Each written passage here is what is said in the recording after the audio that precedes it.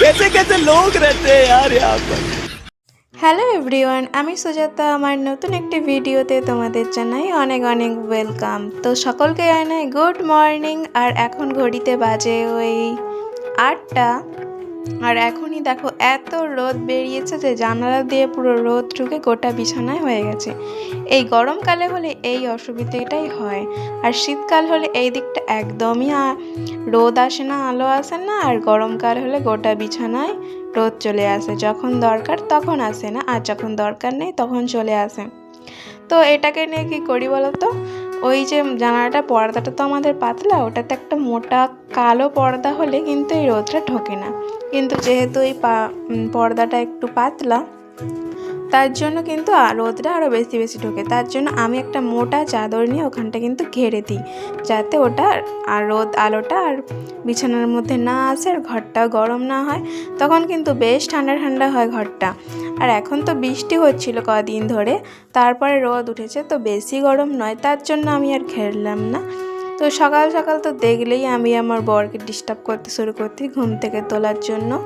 তারপরে কিন্তু বিছানা টিছানা গুছিয়ে নেব একটু পরে। জাস্ট এই মশারিটা তুলে রাখলাম, আর আমি কিন্তু প্রতিদিন মশারিটাকে তুলে রাখি। তো অনেকেই ওই মশারি বিছানার পাশে গুড়িয়ে রেখে দেয় গুটিয়ে, তো আমি সেটা করি না। আমি কিন্তু মশারি যেদিন টাঙাই, মানে গরম পড়লে তো আর টাঙানোই হয় না, যেদিন বৃষ্টি টিষ্টি হয় সেদিন একটু টাঙাতে লাগে, কারণ রাত্রিবেলার দিকে এতই ঠান্ডা লাগে, ফ্যানটা অফ করতে হয়। আর মশারিটা না থাকলে মশা কামড়ায়। আর এখন তো গুড নাইট তো আছেই, তো গুড নাইট বেশিক্ষণ আমি আবার গন্ধটা সহ্য করতে পারি না, দম আটকে আটকে আসে, তার জন্য কিন্তু ওই মশারিটা টাঙাই। আর দেখো, আর ওই কালকে যে আগের দিনে যে ঘুরতে গেলাম না ওই শাড়িটা পরে, তো তার জন্য ওই শাড়িটা কিন্তু ভাঁজ করে রেখে দিচ্ছি। আর শাড়ির ব্লাউজ পিসটা কিন্তু এটা, আর ওইটার তো ব্লাউজ আর বানাবোই না, কারণ অতটাও আমার মনে হচ্ছিল না যে ভালো লাগবে, তো ওর সঙ্গে অন্য কোনো ব্লাউজ দিয়ে আমি তো পরি।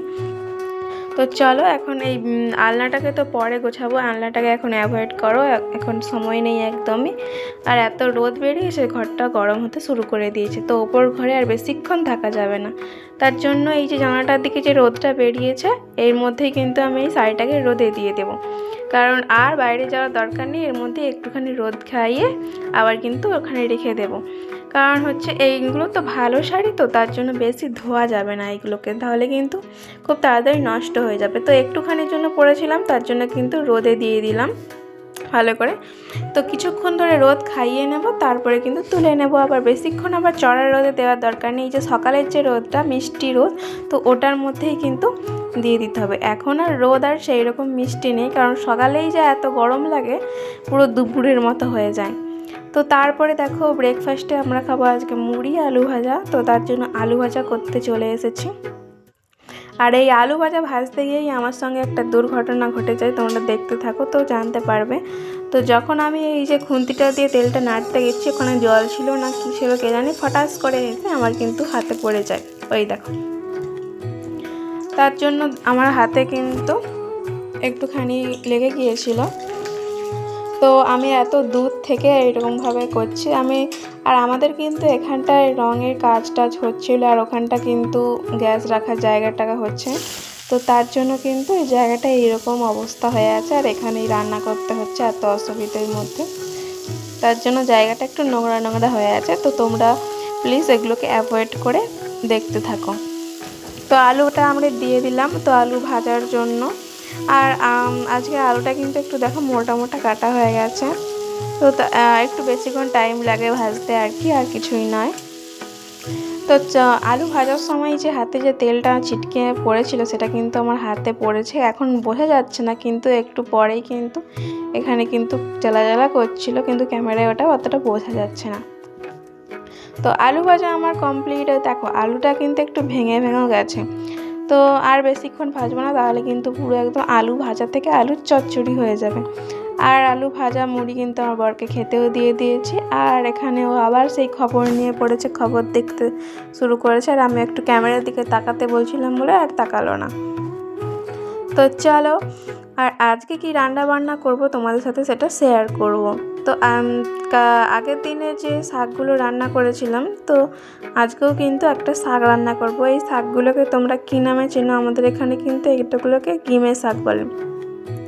তো এতটা দেখো ক্যামেরার মধ্যে কিন্তু যতটা সবুজ দেখাচ্ছে কিন্তু ততটাই সবুজ কিন্তু শাকগুলো ছিল, একদম ফ্রেশ ছিল। আর এই শাকগুলো কোথা থেকে তুলেছি কিন্তু তোমরা পরের ভিডিওতে দেখতে পাবে। এই শাকগুলো কিন্তু আমরা আমাদের বাগান থেকে তুলেছি, তোমরা দেখতে পাবে। তারপরে দেখো চলে এসেছি জামা কাপড়গুলো মিলতে। আর এখানে ওই পাশটা রোদ থাকার জন্য ক্যামেরাটা তো অন্ধকার লাগছে। তো ওই পাশ থেকে যদি ক্যামেরাটা ধরা হতো তাহলে কিন্তু ক্যামেরাটা পরিষ্কার আসতো, যেহেতু এই পাশ থেকে ধরা হচ্ছে ক্যামেরাটা, তার জন্য কিন্তু পরিষ্কার আসেনি। তো চলো জামা কাপড়গুলোকে মেলে নিই ঝটপট ঝটপট করে, তারপরে কিন্তু রান্না বান্না করতে হবে। তো তোমরা দেখতে থাকো সবই। তো যারা যারা আমার ভিডিও দেখছো, তো আমার ভিডিও দেখতে তোমাদের কেমন লাগছে তারা কিন্তু অবশ্যই একটা কমেন্ট করে বলো ভালো লাগছে না খারাপ লাগছে, তাহলে তো আমি জানতে পারবো। আর যারা যারা ভিডিও সাবস্ক্রাইব করেছো, যারা ভিডিও দেখছো না, তারা প্লিজ ভিডিওগুলো দেখো, তোমাদের অবশ্যই ভালো লাগবে। তারপরে দেখো এখন তো শীত তো অনেক দিন ধরেই চলে গেছে, এখন পুরো গরম চলে এসেছে, কিন্তু আমাদের ব্ল্যাঙ্কেট এখনও কাচা হচ্ছিল না। তারপরে বৃষ্টি হলো আর কাচা, তো ফাইনালি বৃষ্টি সব মিটে যাওয়ার পরে এখন কিন্তু রোদ বেরিয়েছে। আর এখন কিন্তু ব্ল্যাঙ্কেটটা আমাদের কাচা হয়ে গেছে, আর একটা পেপার দিয়ে তার উপরে মিলছিলাম, কারণ যাতে ওই নোংরা টোংরা না লেগে যায়। এটা কিন্তু আগের দিনে আমরা ধুয়ে দিয়েছিলাম বিকেলবেলা, আর যে কিন্তু পরের দিনে সকালবেলা কিন্তু অনেকটাই শুকিয়ে গেছে। আজকে হলেই কিন্তু ওইটা ভালোভাবে শুকিয়ে যাবে। তারপর চলো ছাদ থেকে নেমে পড়ি। আর ছাদে ভীষণ রোদ, ছাদে আপনার দেখানোর কিছুই নেই। তো রান্না তো তারপরে নিচে এসে তো রান্না তো করতেই হবে। আর রান্না করার জন্য আমি কিন্তু মিক্সার মেশিনে একটা মশলা করে নিচ্ছি, ওই সর্ষে জিরে টিরে একটু বেশি করে বেটে নিচ্ছি। আর এই মিক্সার গ্রাইন্ডারে একটু বেশি করে না দিলে কিন্তু এই মিক্সার গ্রাইন্ডারে সর্ষে টর্ষেগুলো ভালোভাবে হয় না। তো তার জন্য একটু বেশি করেই করে নিচ্ছি। যেই দিন একটু বেশি রান্না হয় সেই দিন কিন্তু আমি মিক্সিতেই করে নিই, আর যেদিন কম রান্না হয় সেই দিন কিন্তু ওই শিলনোড়াতে বাটতে হয়। আর সব থেকে রান্নার আমার বোরিং কাজ কী লাগে না, ওই মশলা বাটা। আমার মশলা বাটতে একদমই ভালো লাগে না। সব রান্না করতে ভালো লাগে, কিন্তু আমার মশলা বাটতে একদম ভালো লাগে না। তো আমার মশলা বাটা কমপ্লিট হয়ে গেছে। আর কি রান্না করলাম আর তোমাদের সেটা আর দেখানো হয়নি। আসলে আমি ভুলে গিয়েছিলাম যে ভিডিও করছিলাম, ওই আর কি হয় যে ভিডিও করতে করতে ভুলে যাই যে ভিডিও করছিলাম বলে। তো কী রান্না হয়েছিল সেটা দেখানো হলো না। ওই শাকটাকে ধরেই রান্না হয়েছিল, মাছ টাছ। তো আর কিছু দেখালাম না। পরের ভিডিওতে অবশ্যই কী খাওয়া দাওয়া করি সেগুলো কিন্তু দেখানোর চেষ্টা করব। আর দুপুর থেকে আর কোনো কিছুই ভিডিও করা হয়নি, একদম চলো বিকেলবেলা আসছি।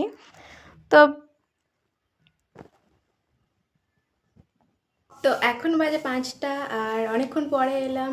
দুপুরে খাওয়া দাওয়া করে ঘুমিয়ে গিয়েছিলাম, তোমাদের হাতে কিছুই শেয়ার করিনি। আর এখন আমি কি বানিয়ে নিয়ে এসেছি সেটা তোমাদের সাথে দেখাই। এই যে দুধ, আরে না দুধ না, এটা হচ্ছে লস্যি, দেখো। তো খেয়ে দেখি এটা কীরকম হয়েছে।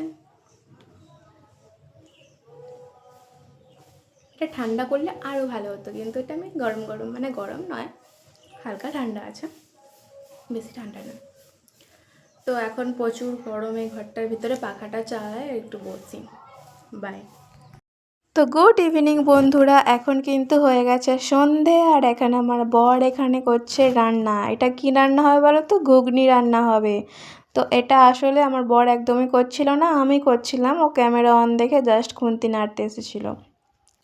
তারপরে দেখো আমার বর কিন্তু এখানে এনেছিল ফুচকা, তার জন্য দেখাচ্ছিল ভিডিওতে। তো আর অনলাইন থেকে আমাদের কিন্তু ওই যে গ্যাস রাখার যে জায়গাটা করা হচ্ছে, ওর জন্য সিঙ্ক অর্ডার করা হয়েছে। আর ওই সিঙ্কটাই ও দেখাবে একটু পরে, তোমরা দেখতে পাবে। আর আমি তো ভাবি অনলাইন থেকে জিনিস যেগুলো বড় বড় দেখায়, কিন্তু আসার পরে কিন্তু সেটা ছোট হয়। কিন্তু এই প্রথমবার দেখলাম যে কোনো জিনিস অনলাইনে এত বড় সিঙ্ক চলে এসেছে আমাদের। আমরা চাচ্ছিলাম না যে অত বড়, একটা মিডিয়াম ধরনের সিঙ্ক চাচ্ছিলাম, কিন্তু এত বড় সিঙ্ক চলে এসেছে যেন হোটেলের বাসন টাসন মাজা হবে। আচ্ছা, তোমাদের বাড়িতে ঘুগনি হলে তোমরা কী দিয়ে খেতে খুবই পছন্দ করো সেটা তোমরা কিন্তু কমেন্ট করে বলো। অনেকে তো আছে লুচি দিয়ে খেতে পছন্দ করে, অনেকে আছে পরোটা দিয়ে, আর আমার কিন্তু শুধু শুধুই ঘুগনি খেতে পছন্দ করে। আর আমার লুচি একদমই পছন্দের খাবারের মধ্যে পড়ে না, কারণ লুচিতে এত ওই তেল তেল ভাব থাকে না, ওই একটা দুটো খাওয়ার পরেই একদম গা পাকায়। আর এই সিঙ্কটা দেখো কতটা বড় একটা সিঙ্ক। তো এইরকমই সিঙ্ক কি হয় কিনা আমি জানি না, কিন্তু আমার তো দেখে মনে হচ্ছে অনেক বড়। তো চলো আমরা পরের ভিডিওতে দেখবো যে আমরা ঘুগনি দিয়ে কী খেলাম। এই ভিডিওটা অনেকটা বড় হয়ে গেছে, তো এখনকার জন্য টাটা বাই, দেখা হচ্ছে নেক্সট কোনো ভিডিওতে।